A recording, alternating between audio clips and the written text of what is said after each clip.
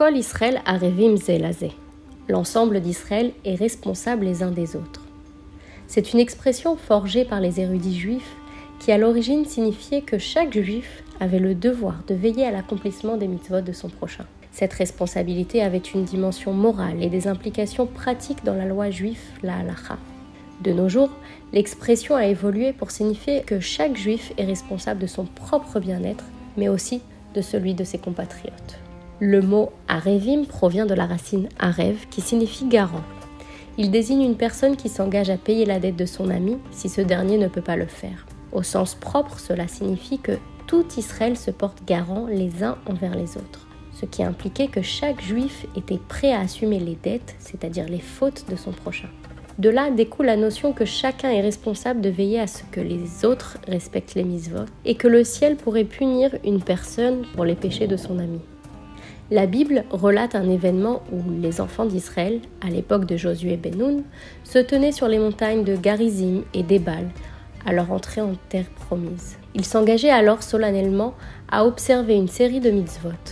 Selon les sages, cet engagement incluait également la responsabilité mutuelle pour les fautes d'autrui, ce qui signifiait que la nation d'Israël était considérée comme un seul corps, susceptible d'être puni collectivement pour les péchés d'un individu.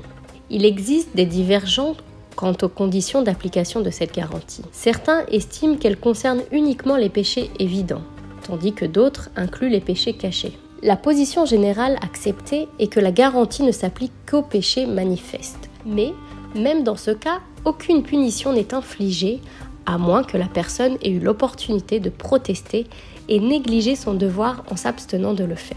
Dans la halacha, cette notion se reflète par exemple dans le récit de certaines des bénédictions. Avant de boire du vin, réciter le kiddush est nécessaire. Mais, entendre la bénédiction d'un autre suffit pour s'acquitter à cette obligation. Une autre pratique qui illustre cet engagement collectif est la confession, le vidouille. La confession se fait au pluriel, où l'on dit « nous avons péché, nous avons trahi ». Chacun mentionne également des péchés qu'il n'a pas commis lui-même, car il est responsable des péchés de tous. Par conséquent, même les Juifs de la diaspora confessent des péchés qui ne peuvent être commis que sur la terre d'Israël en raison de leur responsabilité envers les résidents du pays. De nos jours, cette expression est principalement utilisée pour évoquer la solidarité entre Juifs et la responsabilité de chaque Juif envers la sécurité et le bien-être de son prochain.